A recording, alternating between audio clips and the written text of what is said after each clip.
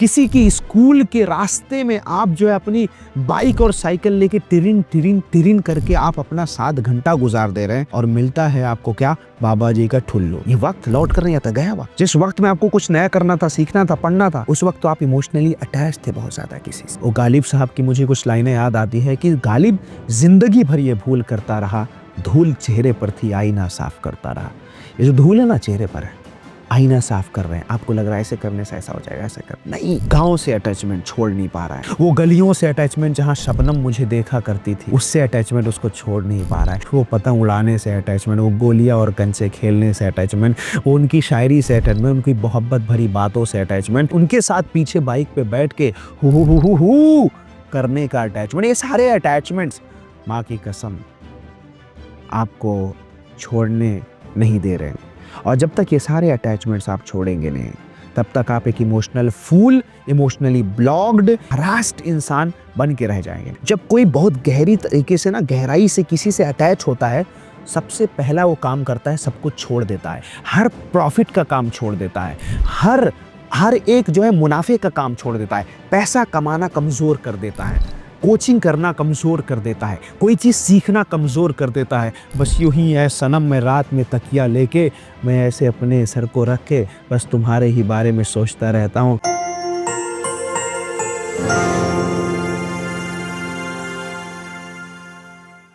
ज़रा गौर से देखिए कि मेरे हाथ में क्या है। मेरे हाथ में है एक 10 रुपए का सिक्का। अभी तक इसकी वैल्यू 10 रुपए है। इसको मार्केट में आप खर्च कर सकते हैं, बहुत सी चीजें खरीद सकते हैं। पर मैं क्या करता हूं कि इस 10 रुपए के सिक्के को इस बॉटल के अंदर डाल देता हूं, थोड़ा सा जबरदस्ती से,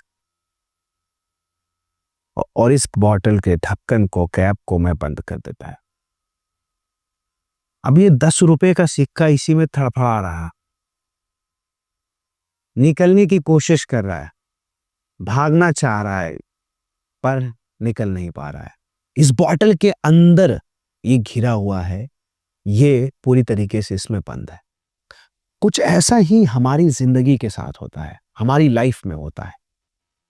जब हम किसी चीज से, किसी इंसान से, किसी सिचुएशन से, किसी स्ट्रेस से, किसी तनाव से, किसी सोच से, किसी इमोशंस से, किसी भी पहलू से इतना चिपक कर रह जाते हैं, तो हम उस ढक्कन से, उस बॉटल में, उस चीज में बंद हो जाते हैं। फिर हम चाह कर भी नहीं निकल पाते, हम चाह कर भी, सोच कर भी, कोशिश करके भी उससे बाहर नहीं निकल पाते। इससे मेरा मतलब क्या है? इससे मेरा मतलब ये है, इसको बोलते हैं emotional over attachment. Emotional over attachment अगर किसी भी इंसान को हो जाती है अपनी जिंदगी में, तो वो इंसान उस पहलू से, उस सिचुएशन से निकल नहीं पाता है। करना बहुत कुछ चाहता है, हासिल बहुत कुछ करना चाहता है, पाना बहुत कुछ चाहता है, जिंदगी में छलांग मारना चाहता है, जिंदगी में उड़ान मारना चाहता है, पर कहीं ना कहीं किसी की मोहब्बत, किसी के दिल की धड़कन, कभी किताबों के अक्षर, कभी कोई हालात, कभी कोई जज्बात, कभी किसी के आंसू, कभी कोई गम, कभी कोई भी चीज उसे रोक कर वहीं पे दबोचे रहती है और रखी रहती है।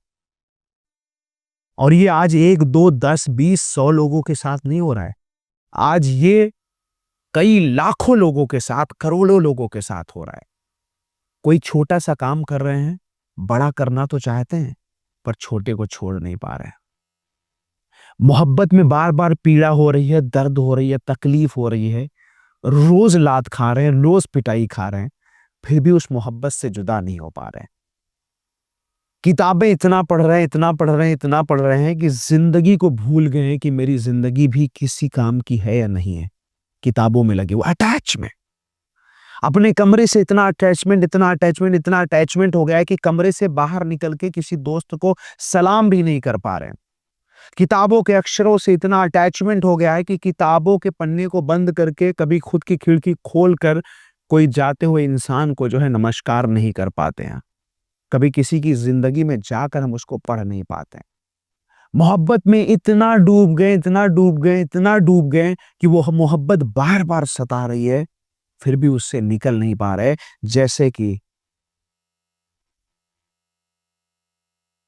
इस बॉटल से ये सिक्का नहीं निकल पा रहा है। और मैं आपको एक चीज बता दूं, जब तक आप किसी बंधी हुई चीज से, जब तक किसी इमोशनली अटैच चीज से, जब तक किसी मेंटली अटैच चीज से आप बाहर नहीं निकलेंगे, तब तक आपको खुद की वैल्यू, खुद की ताकत, खुद की क्षमता पता नहीं चलेगी। इसको निकलने के मैं कुछ उपाय बताता हूं, निकलने के कुछ तरीके बताता हूं। तरीका नंबर 1, अचानक गायब हो जाना उस चीज से, अचानक दूरी बना लेना, अचानक दूर हो जाना। अगर आप प्लान करेंगे, अगर आप सोचेंगे, आप विचार करेंगे, आपके मन में ख्याल आएगा कि मैं ऐसा करूंगा, वैसा करूंगा, फिर इससे दूर हो जाऊंगा, ऐसे दूर हो जाऊंगा, ऐसा आप कभी भी जिंदगी में नहीं कर पाएंगे। सपोज करिए कि आप कोई छोटी सी कोचिंग चला रहे हैं, कोई छोटा सा ट्यूशन सेंटर चला रहे हैं और आपको बहुत बड़ा कुछ करना है।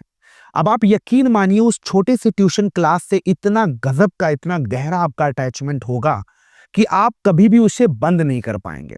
और जब तक उसे बंद नहीं कर पाएंगे आप, तब तक आप बड़ा कुछ नहीं कर पाएंगे। और उसे अगर प्लान करके आप बंद करना चाहेंगे, बहुत सोच विचार के बंद करना चाहेंगे, तो आपकी जिंदगी में ऐसा कोई पल नहीं आएगा जब आपके मन में यह ख्याल आए कि इस बनाई हुई चीज को, जिसको मैंने शिद्दत से बनाया हुआ है, इसको मैं आज ताला लगा दूं, इसको मैं बंद कर दूं। अचानक उड़ जाने का, अचानक भाग जाने का, अचानक उससे दूरी बनाने का। ये मैं थोड़ा सा खराब बात बता रहा हूं, सलाह थोड़ा सा कड़वी है, बट यही हकीकत है। अचानक आप उससे जब दूर जाएंगे तो आपको उसका ख्याल अचानक या धीरे धीरे करके उसका ख्याल आना बंद हो जाएगा। कोई इंसान से बहुत गहरी मोहब्बत है, बट टॉक्सिक है, बट बार बार उसमें रोना आ रहा है, बार बार किलस हो रही है, बार बार उलझने हो रही है, बार बार झगड़े, विवाद, फसाद हो रहा है और आपकी जिंदगी सही नहीं चल रही है। करना कुछ और चाहते हैं, बट वो प्यार बार बार घसीट के लाके आपको हर रात अपने तकिए को भिगोने पे मजबूर कर देता है। जब आप कुछ छलांग लगाते हैं कुछ बड़ा करने की, तो वही मोहब्बत आपको खींच कर लेके आती है और आलू के कतरे पे डाल देती है कि आलू का कतरा खा ले बस, और रोता रहे, रोता रहे, रोता रहे। तो उससे अचानक आपको जंप करके, कूद करके, छलांग मार के उससे दूरी बनानी होगी और उससे दूर चले जाना होगा, ताकि उसका ख्याल और उसकी याद आपकी जिंदगी में दोबारा ना आए। और अगर उसका ख्याल कभी भी आए, तो उसके ख्यालों की जगह कोई और ख्याल ला दें आप, और उसका ख्याल मिट जाए और नया ख्याल शुरू हो जाए। ये अटैचमेंट ना, ये ओवर जो अटैचमेंट, जो डीप अटैचमेंट होती है, ये इंसान की सबसे बड़ी और सबसे बुरी चीज होती है। जैसे किसी को अटैचमेंट होता है बहुत रिश्तेदारों का ख्याल रखना, रिश्तेदारों के यहाँ, कभी इनके यहाँ चच्चा के यहाँ, कभी इनके मौसी के यहाँ, कभी मौसा के यहाँ, कभी फूआ के यहाँ, कभी अंकल, कभी इनके, कभी उनके, वो दौड़ते रहते हैं। रिश्तेदार एक बार फोन किया, अरे यार हाँ खाली हो, हाँ खाली आ रहे हैं ना चचा, रुको ना बस हम रास्ते में आ गए। कोई बहुत ज़्यादा सामाजिक अटैचमेंट किसी को होता है, समाज में कहीं झगड़ा हो रहा है, किसी चीज़ पे विवाद हो रहा है, कहीं गटर बन रहा है, कहीं नालियाँ बन रही है, कहीं रोड बन रहे हैं, कहीं पुल बन रहे हैं, कहीं किसी की लड़की की शादी हो रही है, कहीं कोई मैयत पड़ गई। इतना ओवर अटैचमेंट रहता है कि वहाँ पहुँचे हैं साहबजादे हमारे, वहाँ जो है पड़े हैं, इतना अटैचमेंट है, इतना ज़्यादा सामाजिक, इतना ज़्यादा रिश्तेदारों में रहना, इतना ज़्यादा रिश्तेदारी करना, ये सारी चीज़ें आपको सिर्फ़ और सिर्फ़ पीछे ले जाने वाली चीज़ है। ये आपके अटैचमेंट है, और ये अटैचमेंट से आप कभी भी इन उलझनों से, इन फसादों से, इन बैरियर से अपने आप को निकाल नहीं पाएंगे। और जब तक इन चीजों से आप निकालेंगे नहीं, तब तक आप कुछ भी नहीं कर पाएंगे, कुछ बड़ा नहीं कर पाएंगे। आप, बहुत सारी ऐसी चीजें होती है, जैसे किसी को बहुत ज्यादा जो है इंसान इमोशनली सोचने लगता है, अगर कोई क्रिटिसाइज कर देता है, कोई आलोचना कर देता है। बहुत से ऐसे लोग मैंने देखे हैं कि वो अगर किसी को छोटी सी भी बात कर दो, अरे यार आज तुम्हारा बाल अच्छा नहीं लग रहा है, तो वो इंसान पूरे दिन और पूरी रात सिर्फ ये सोचने पे मजबूर हो जाता है, उस इंसान ने कहा था मेरा बाल अच्छा नहीं है, ऐसा मेरे बाल में क्या है, क्या आज मैंने तेल नहीं लगाया था, क्या आज मैंने कंघी नहीं किया था। इतने ख्याली पुलाव हम बना देंगे कि हमारा खुद का पुलाव बन जाएगा। तो ये जो चीज होती है ना, over thinking, over concern, over actually judgements, या अगर फियर ऑफ फोमो हो, फियर ऑफ मिसिंग आउट हो, फियर ऑफ क्रिटिसिज्म हो, फियर ऑफ जजमेंट्स हो, फियर ऑफ लूजिंग हो, फियर ऑफ डेथ हो, फियर ऑफ किसी भी चीज का डर हो, अगर आपको ये सता रहा है, तो आप उससे दूरी बना ले और अपने दिमाग को, अपने ख्याल को, अपनी आदतों को मजबूत करें, ताकि आपको कभी इस तरीके की दिक्कतों का सामना ना करना पड़े। जितना आप आसमान की ऊंचाइयों और बुलंदियों तक जाएंगे, उतना ही नीचे इंसान चिल्लाएगा, अरे वो देखो पैराशूट उड़ रहा है, अरे वो देखो गुब्बारा उड़ रहा है, अरे वो देखो जो है कि कोई जो है स्पाइडरमैन उड़ रहा है, अब आप अपने आप को स्पाइडरमैन मानेंगे, अपने आप को गुब्बारा मानेंगे, अपने आप को पैराशूट मानेंगे, अपने आप को हवाई जहाज मानेंगे, या अपने आप को एक काबिल इंसान और उड़ता हुआ इंसान मानेंगे? जो भी आपको माना है, यहाँ से उँगलियाँ तो उठेगी, हज़ारों लाखों उँगलियाँ हैं। कोई गुब्बारा बोलेगा, तो कोई फव्वारा बोलेगा, कोई जो है कहीं कोई पैराशूट बोलेगा, तो कोई हेलीकॉप्टर और प्राइवेट जेट बोलेगा। क्या आप उस वजह से अपनी उड़ान को धीमा कर देंगे, अपनी उड़ान को बंद कर देंगे? अगर आप कर दे रहे हैं तो इसका मतलब आपके अंदर एक जजमेंटल माइंड भरा हुआ है जो आपको बार-बार रोकने की कोशिश कर रहा है। तो आप अपने आप को ज़रा गौर से समझिए कि ऐ ऐ मेरी शिद्दत, ऐ मेरी शिद्दत तो मुशक्कत की इज़्ज़त तो करके देख। ऐ मेरी शिद्दत तो मुशक्कत की इज़्ज़त करके तो देख।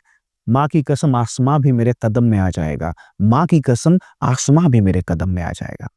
लेकिन आज आप यकीन मानो कि हर इंसान को अटैचमेंट, और अटैचमेंट नहीं है, डीप अटैचमेंट है। गाँव से अटैचमेंट छोड़ नहीं पा रहा है, घर से अटैचमेंट छोड़ नहीं पा रहा है, परिवार से अटैचमेंट छोड़ नहीं पा रहा है, मोहब्बत से अटैचमेंट छोड़ नहीं पा रहा है, महबूब और महबूबा से अटैचमेंट छोड़ नहीं पा रहा है, वो गलियों से अटैचमेंट जहाँ शबनम मुझे देखा करती थी, उससे अटैचमेंट उसको छोड़ नहीं पा रहा है। वो किताबों से अटैचमेंट मैं किताबों को नहीं छोड़ पा रहा हूँ, रिश्तेदारों और रिश्तों से अटैचमेंट मैं उसको नहीं छोड़ पा रहा हूँ। वो पतंग उड़ाने से अटैचमेंट, वो गोलियाँ और कंचे खेलने से अटैचमेंट, वो उनकी शायरी से अटैचमेंट, उनकी मोहब्बत भरी बातों से अटैचमेंट, अरे यूँ ही उनके साथ नाश्ता करने का अटैचमेंट, उनके साथ पीछे बाइक पे बैठ के हू करने का अटैचमेंट, ये सारे अटैचमेंट्स माँ की कसम आपको छोड़ने नहीं दे रहे। और जब तक ये सारे अटैचमेंट्स आप छोड़ेंगे नहीं, तब तक आप एक emotional fool, emotionally blocked, emotionally harassed इंसान बन के रह जाएंगे। आइए, इन सब से छुटकारा पाने के लिए सबसे पहली टिप मैंने आपको बताई, डिस्टेंस, दूरियां बनाइए। लोग बहुत बुराई करेंगे जब आप दूरी किसी से बनाएंगे। यही था यही था तुम्हारा वादा, यही था इरादा, तुमने मोहब्बत में जो वादा किया, आज दिल तोड़ गए सनम, भाग गए मेरी ज़िंदगी से। ऐसी बहुत सी चीज़ें आएँगी, लेकिन आपको क्या करना है, अरे हट तेरी की, ये जो चीज़ें हैं, ये तो चीज़ें चलती रहेगी, लेकिन मुझे बहुत बड़ी चीज़ करनी है। समाज आपको ताना देगा कि बहुत अमीर बनने चले हो, बड़े पढ़े लिख लिए हो, अब तुम्हारा भाव नहीं मिल रहा है, तुम्हारी औकात बदल गई है, लोग बोलेंगे। जब आपकी कार निकलेगी तो बोलेंगे, अरे कार ले लिया है, हॉर्न बहुत तेज़ बजाता है। कार ले लिया है, तभी तो अपना पैर जो है कार के अंदर से निकालता नहीं है। ऐसी बहुत सी चीज़ें आएँगी। अच्छे, इसको यूट्यूब पे, फ़ेसबुक पे कुछ लोग देखने लगे हैं, तो अपने आप को बादशाह समझने लगा है। ऐसी बहुत सी आलोचनाएँ आएँगी, लेकिन इससे आपको क्या बनाना है? दूरी, distance. The second very important point, आपको इमोशनली रोज़ अपने आप को एनालाइज़ करना है और अपने आप को एम्पावर करना है। अपने आप को इमोशनली ताकत देना है, मजबूत करना है। अपने आप को इमोशनली चैलेंज करो, और उस चैलेंज के बाद आप ये समझने की कोशिश करो कि इस इमोशनल सीन को या सिचुएशन को क्या मैं टैकल करने के लिए पूरी तरीके से समर्थ हूँ या असमर्थ हूँ। अगर मैं एबल हूँ, कैपेबल हूँ, तो मैं मजबूत हूँ, मैं अच्छा हूँ। तीसरी चीज़, डिसीज़न मेकिंग। जब आप डिसीज़न मेकिंग करें ना, तो आप थोड़ा क्विक डिसीज़न मेकिंग करें, उसमें भले से थोड़ा लॉस होने दें।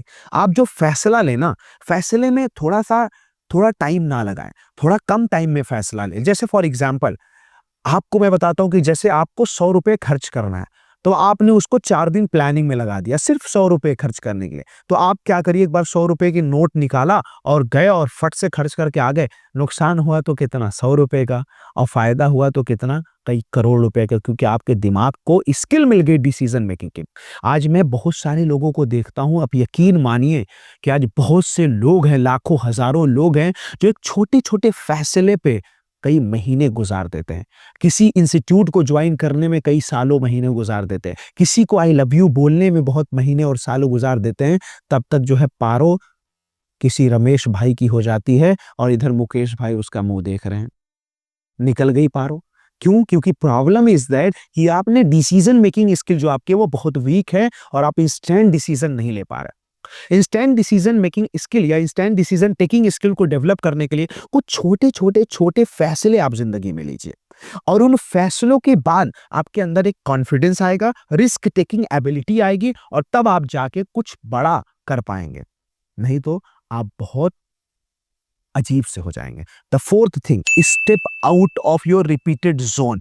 Step out of your repeated zone.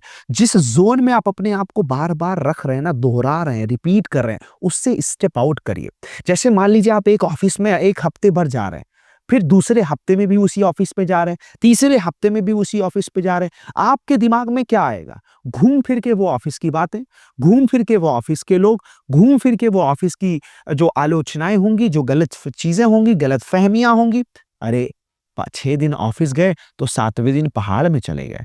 6 दिन ऑफिस गए तो 7वें दिन जाके रेस्टोरेंट में खाना खा रहे हैं। 6 दिन ऑफिस में गए तो 7वें दिन जो है किसी को बाइक पे लेके और जो है लॉन्ग ड्राइव पे, लॉन्ग राइडिंग पे निकल लिए। 6 दिन ऑफिस में गए तो 7वें दिन कहीं किसी जो है पेड़ के नीचे, पेड़ की छांव में, आगोश में बैठ के अपनी डायरी पे कुछ शायरी लिख रहे हैं। ये होता है कुछ नया करना, कुछ अलग करना। इससे जिंदगी में जो बदलाव आता है ना, इससे जिंदगी में जो ताकत मिलती है ना, माँ की कसम मैं बता रहा हूं कि आपकी पूरी आत्मा परमात्मा से मिलन हो जाता है आत्मा का।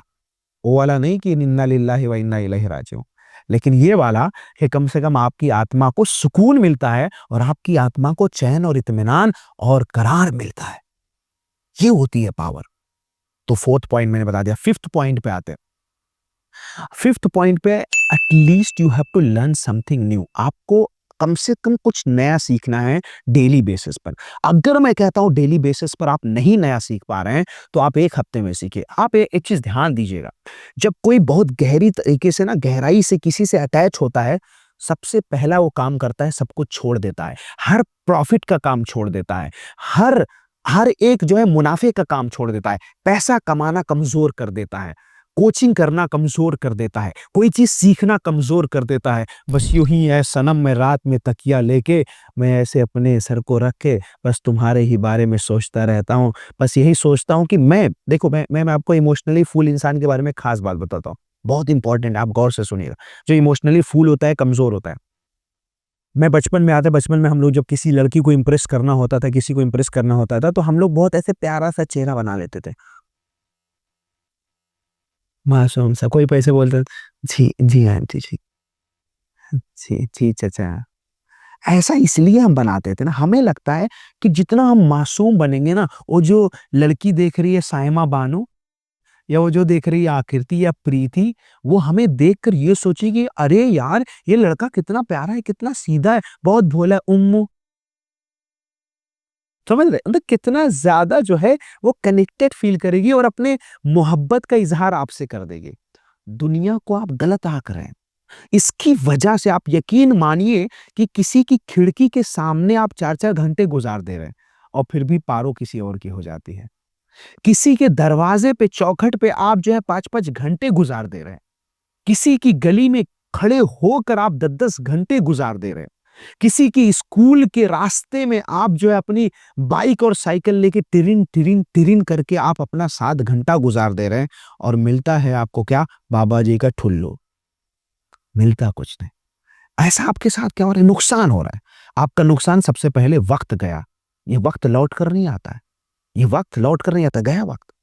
जिस वक्त में आपको कुछ नया करना था, सीखना था, पढ़ना था, उस वक्त तो आप इमोशनली अटैच थे बहुत ज्यादा किसी से, और आप अपने वक्त को बर्बाद कर रहे थे। जिस वक्त आपको कमाना था, उस वक्त आपको वैल्यू पैसे की नहीं, वैल्यू किसी और इमोशन की थी, और उस इमोशन की वजह से आप कमजोर हो गए। दुनिया जिस जिस दर्पण से आप देख रहे हैं, जिस आईने से आप देख रहे हैं, दुनिया वैसी नहीं है। वो गालिब साहब की मुझे कुछ लाइनें याद आती है कि गालिब जिंदगी भर ये भूल करता रहा, धूल चेहरे पर थी, आईना साफ करता रहा। ये जो धूल है ना चेहरे पर है, आईना साफ कर रहे हैं। आपको लग रहा है ऐसे करने से ऐसा हो जाएगा, ऐसे कर नहीं। आप दुनिया को, दुनिया के नजर को, दुनिया को देखने की नजर को बदलिए। वो कहते हैं ना, नजर को बदलिए नजारे बदल जाते हैं, नजरियों को बदलिए नजारे बदल जाते हैं। कश्तियां बदलने की जरूरत नहीं, दिशा को बदले किनारे बदल जाते हैं, दिशा को बदलने से किनारे बदल जाते हैं। तो आपको दुनिया का एंगल चेंज करना होगा, आपको अपने आप को मजबूत करना होगा। आज रोने वालों के साथ दुनिया नहीं है, आज वक्त देने वालों के साथ दुनिया नहीं है। ऐसा नहीं कि वक्त पूरा, देखो मैं आपको एक बहुत प्यारी सी चीज बताता हूँ। पापा के जब मैं पैर दबा रहा था पूरा दिन और रात, तो पापा ने एक बार लात मार के बोला, अरे कुछ कर ले, कमा नहीं रहा है, कुछ कर ले। जब मैं पापा के पैर को छोड़ के निकला पैसे को पकड़ने, तो पापा बुलाने लगे कि आ थोड़ा पैर भी तो पकड़ ले। आज पैर पकड़ने का वक्त नहीं है, पैसा पकड़ा दे रहा हूँ। कल पैर पकड़ रहा था तो पापा ने पैर मार दिया। तो ये क्या है ना, जब आप किसी से इमोशनली, जब किसी को आप ज़्यादा भी टाइम दे रहे हो, वो ज़्यादा भी टाइम रास नहीं आएगा, वो ज़्यादा भी टाइम अच्छा नहीं लगता। तो ये जितनी भी चीज़ें मैंने बताई है, इसको आप प्रैक्टिकली समझो। और ये इमोशनली ब्लैकमेल्ड इंसान अगर आप बन के हो, इमोशनली ओवर डीप अटैच्ड इंसान हो, डीप रूटेड कनेक्टेड इंसान हो, ये इमोशन खेलना बंद करके ज़िंदगी में थोड़ा लॉजिकल बनो। बट इतना लॉजिकल नहीं कि आँखों से कभी भी आँसू ना निकले और किसी के लिए कोई फीलिंग ना हो। ये भी मैं लास्ट में बता दे रहा हूँ। उम्मीद करता हूँ कि ये बातें आपको बहुत गहराई से समझ में आई होगी और आप इसको प्रैक्टिकली अपनी ज़िंदगी में, अपने जीवन में इसका इस्तेमाल कर सकते हैं और अपने आप को मजबूत कर सकते हैं। एक इंसान के लिए रोइए मत, बल्कि उसका सहारा बन के उसकी ढाल बनिए, ताकि उसकी ज़िंदगी में कोई तूफ़ान और कोई दिक्कतें आएँ तो आप उसका सामना कर सकें। Thank you. अस्सलाम वालेकुम। नमस्कार। जय हिंद।